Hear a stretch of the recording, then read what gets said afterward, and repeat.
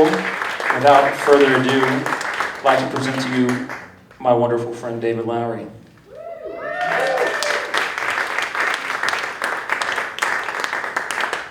Hey, thank you so much. It's a pleasure to be here.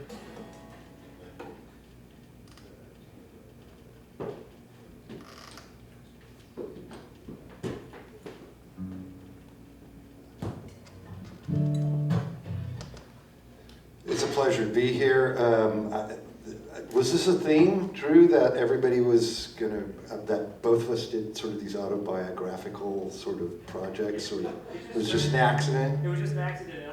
I used up all my good questions about that kind of stuff on board, so we're just going to have to figure out something else. Yeah, we'll talk about something else then. Okay, so I'm in the middle of sort of playing shows to support this 3 vinyl set, 2 CD set, 28 songs, 2 hours. That's a kind of autobiographical album project that I made. It started because I was going to, at first, people were like, oh, you should write your memoirs or write an autobiography. And I played around with it a little bit, but it was like a whole new skill set I had to learn. And instead, it was a lot easier for me to just kind of pick out some key events and people and things in my life and write songs about them. That said, I'm going to play you a song that's not on that record, okay? Because it's like, so in this autobiographical album that I make, I pull out one song and say, oh, I wrote this song and this song changed my life and stuff like that.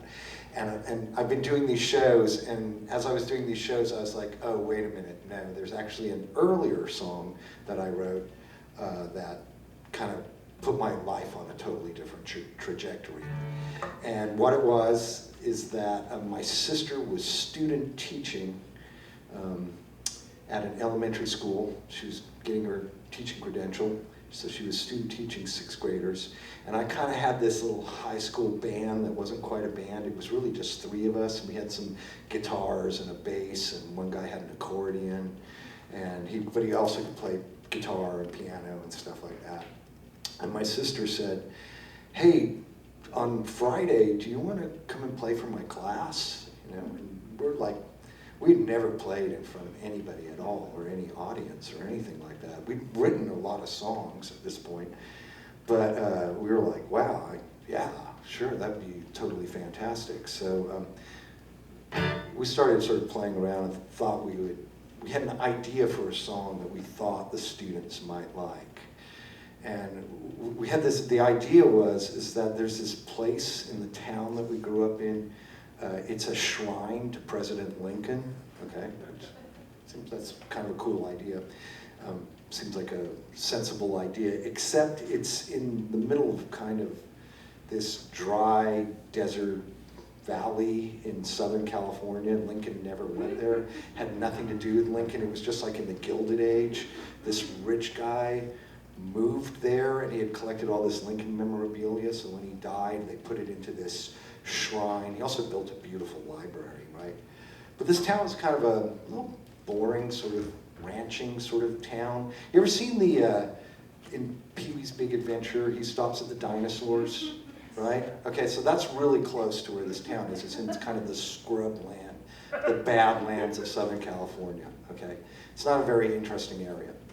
And so these poor kids, every year, they have to go to the Lincoln Shrine as a field trip because there's nothing else to do. I mean, like I remember one time my little sister came home from school really upset because they took her to the butcher shop for a field trip, right?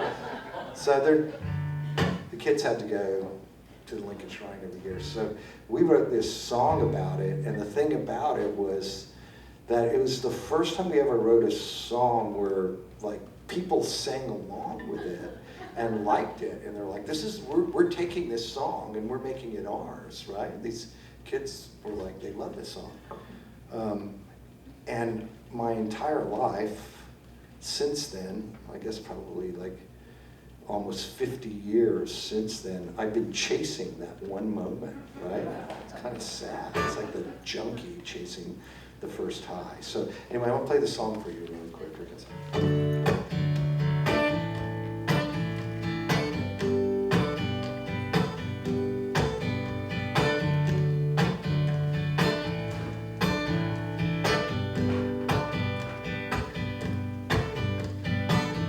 Back in first grade, and second grade, and third grade, now sixth grade too. Teacher used to make us all go down to the Lincoln Shrine. The Lincoln Shrine is some kind of thing for Lincoln the man. And I don't wanna go, I don't wanna go to the Lincoln Shrine. I don't wanna go, I don't wanna go to the Lincoln Shrine. I don't wanna go, I don't wanna go to the Lincoln Shrine. In a glass case, they got a handkerchief, so what? Maybe Lincoln actually blew his nose in it. Over here there's a letter from his Aunt Mary. She lived in Fontana. And I don't wanna go, I don't wanna go to the Lincoln Shrine. I don't wanna go, I don't wanna go to the Lincoln Shrine. I don't wanna go, I don't wanna go to the Lincoln Shrine. I don't wanna go, I don't wanna go to the Lincoln Shrine. I don't wanna go, I don't wanna go to the Lincoln Shrine. And exactly as we had hoped, all the kids sang along with that, okay? All the teachers came out of their classrooms, came down the hallway. I'm sure the vice principal came down and glared at us. But it's pretty cool. There is another verse, but I can't remember it.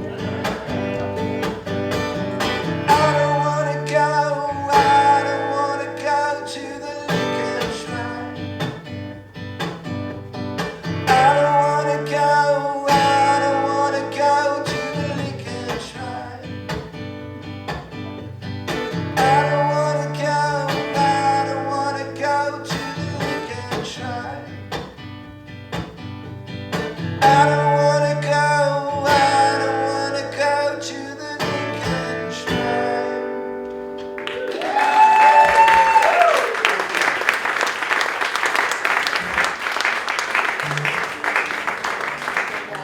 I had all sisters growing up. I didn't have any big brothers or little brothers. I did have these cousins that kind of acted like my big brothers. They were really, really nice to me. They were like really protective of me and stuff like that. But they were like really super bad. I mean, like really bad, okay? So like, you know, went to prison and stuff bad and stuff like that. But I really liked them. So and this song, best part of this song is about being conflicted about that, but this just tells the story of my family in the low desert of California, including those cousins.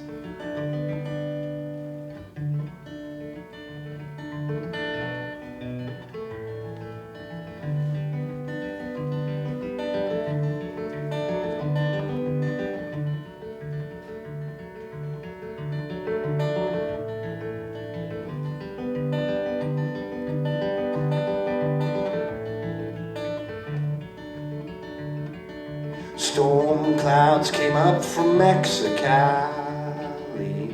cast shadows on the Salton Sea.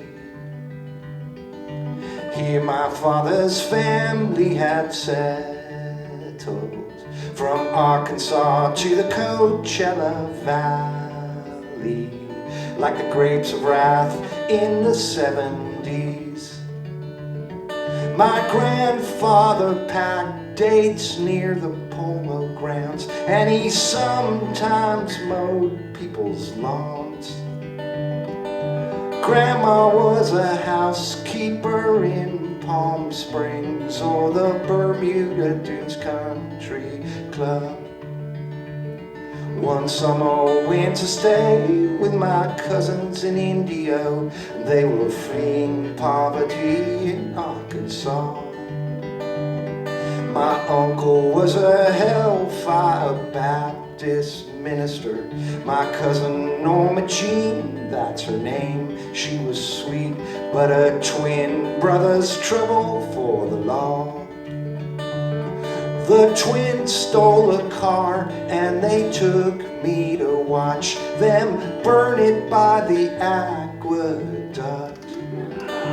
Then they robbed the neighbor's house. I was frightened, ran away, never told my grandfather what they'd done. Dark-haired Mary in the 8th grade. Her mother was from Mexico. Her father was a soldier.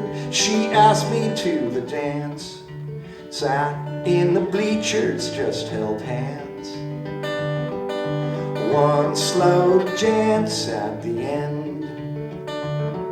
It rained and snowed a lot that winter. In the spring came a super bloom. The desert was a sea of orange and purple flowers, from Cabazon on down to Mexico.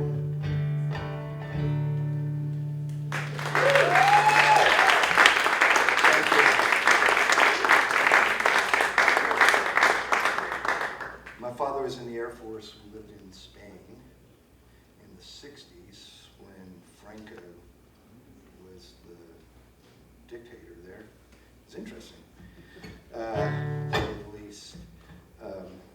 It was really problematic for my mom because she had grown up she was like one of those World War II babies that had grown up in the Blitz, and they put her on a train one day with all of her siblings and just sent out into the country and grew up on a farm. It's really confusing to me to this day, like who is my uncle that's actually related to us, or aunts or cousins, and who are from the farm family and stuff like that. But anyway, Franco was more or less on the Axis side during that war, so she was really not happy about living there at first. But then, I don't know, it was also an amazing place to grow up in an amazing time. It was like growing up in like a Gabriel Garcia Marquez novel or something like that. I mean, there were like donkeys on the street. The doctor who came and gave us our vaccinations rode a horse, like in our neighborhood. Anyway, it's also some pretty dark stuff there as well too. So here it is.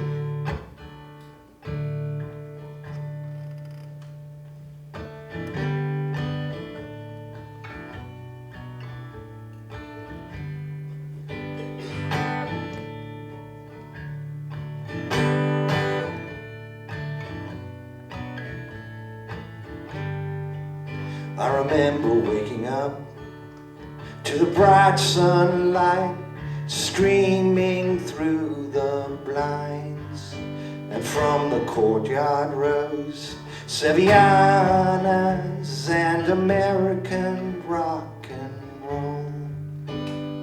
My father in his Sunday best played records for his friends. I tasted sangria from a half-full cup, and my sister slapped my hand. And then we followed on the swelling crowd to the Plaza de Toros. And now come the picadors. The crowd gets to their feet and roars, Papa, do they really kill the bull?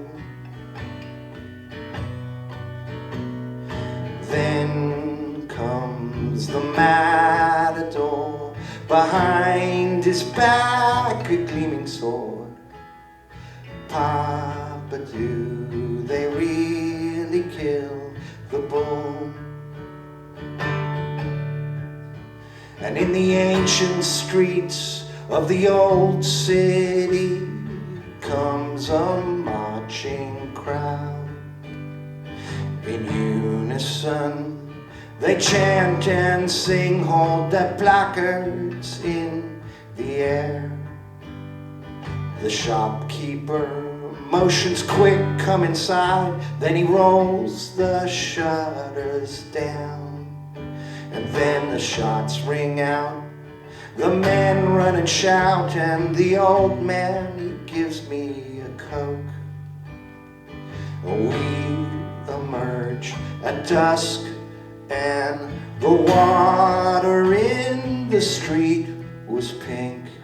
Mama, do they really kill the bull?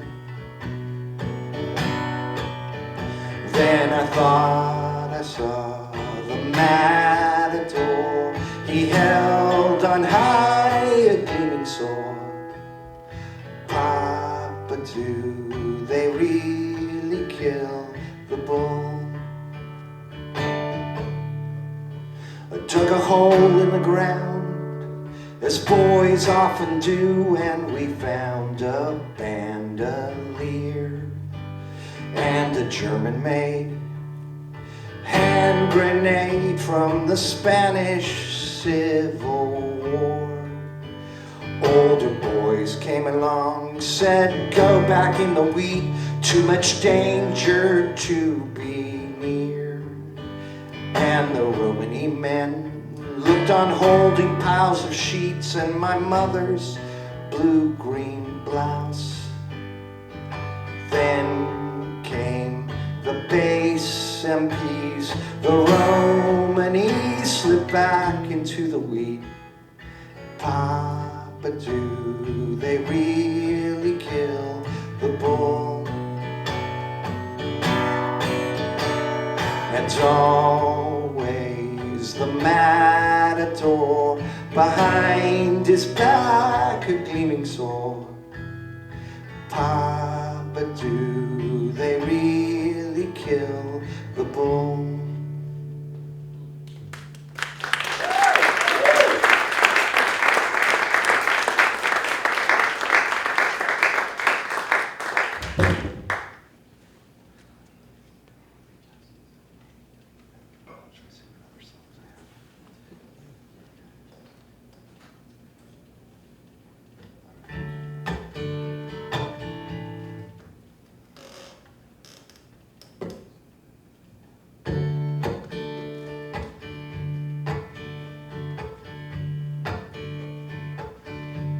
La la la la la, la la la la la, la la la la la, la la la la la la, la la la la la, la la la la la, la la la la la. La la, la la la la. Went out the door into the morning darkness, gravel underfoot,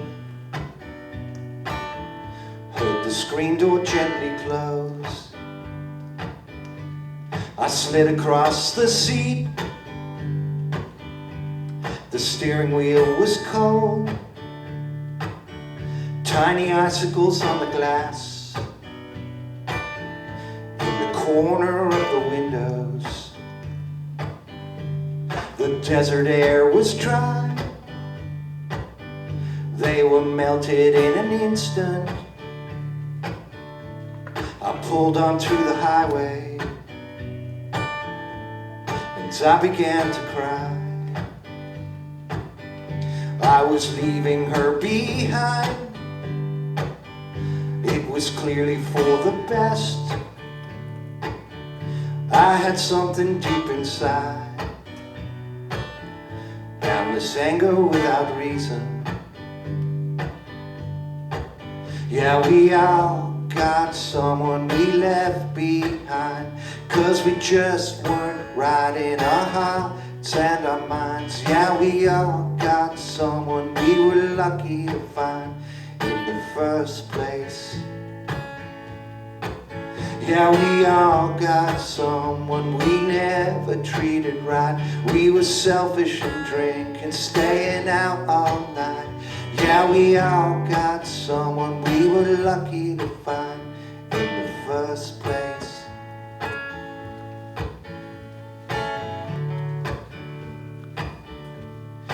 When she awakes, I hope that she's not sad. I loved her from the first time I laid my eyes upon her. Got a little house, drove a truck, played in a band, got some Mexican chickens, and we raised them on our land. Talked of having little girls, they'd have their mother's little curls. It was more than a dream. Yeah, one day they'd be real. I played out on the road. At first she came along, sang the harmonies, mixed the sound, sold the albums and the singles. I hung out in the bar, drinking till the closing time. I was foolish, I was selfish. I'd find her sleeping in the car. Yeah, we all got someone we left behind, 'cause we just weren't right in our hearts and our minds. Yeah, we all got someone we were lucky to find in the first place. Yeah, we all got someone we never treated right. We were selfish and drinking, staying out all night. Yeah, we all got someone we were lucky to find in the first place.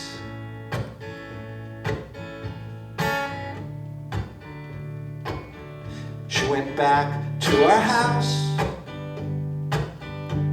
to feed and raise the animals. We slowly grew apart, and I was growing meaner. I drank when I got up, 'cause the motel room was hot. Something stupid I had done. I was lonely for my girl. There was always someone else. Then there was another. I could barely stand myself. I was stoned all the time.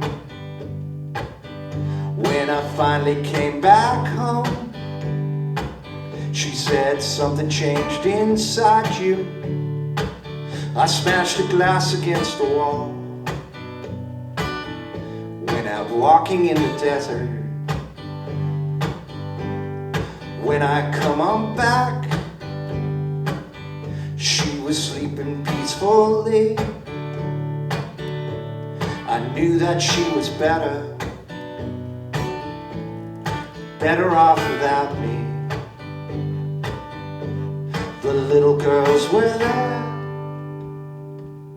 I saw their faces in her hair.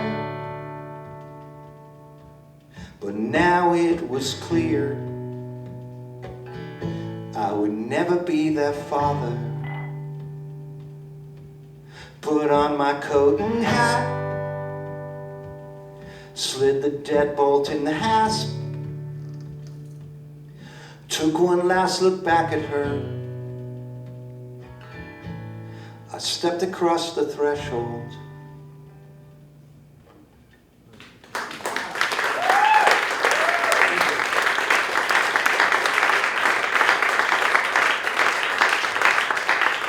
I'll play one last song for you. I wrote this song partly because a lot of times I felt like in my life, especially with my bands, like the part of my life that people know that's public, there were a lot of people that were key to my success and our success and stuff like that you've never heard of. So I wrote this song about writing the song Take the Skinheads Bowling with this guy named David McDaniel, who I co-founded the band with. He was only in the band for 3 months, but he's really important to me and my life, so I get to tell the story a little bit in this. I think you'll get a kick out of this, okay?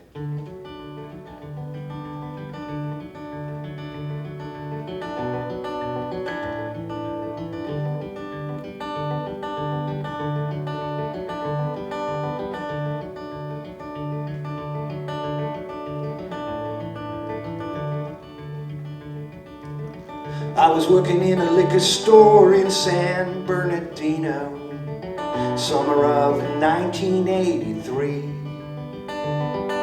The liquor store got robbed while I was stocking up the cooler. Took a 40 and I went home and wrote a song. I wrote a song called Take the Skinheads Bowling. So won't you take the skinheads bowling, take them bowling. It's a song that don't mean anything, but it's a song that put me on a different trajectory. Take the skinheads bowling, take them bowling.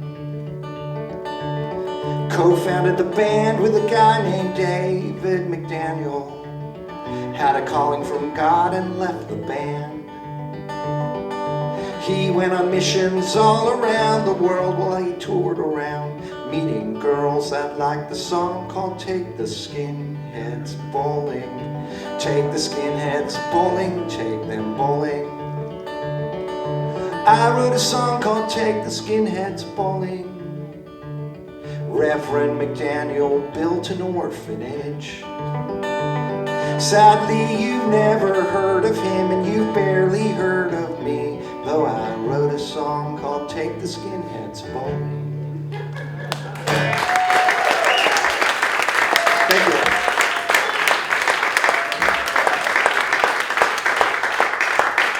So I think you get the idea of the 28 songs from this.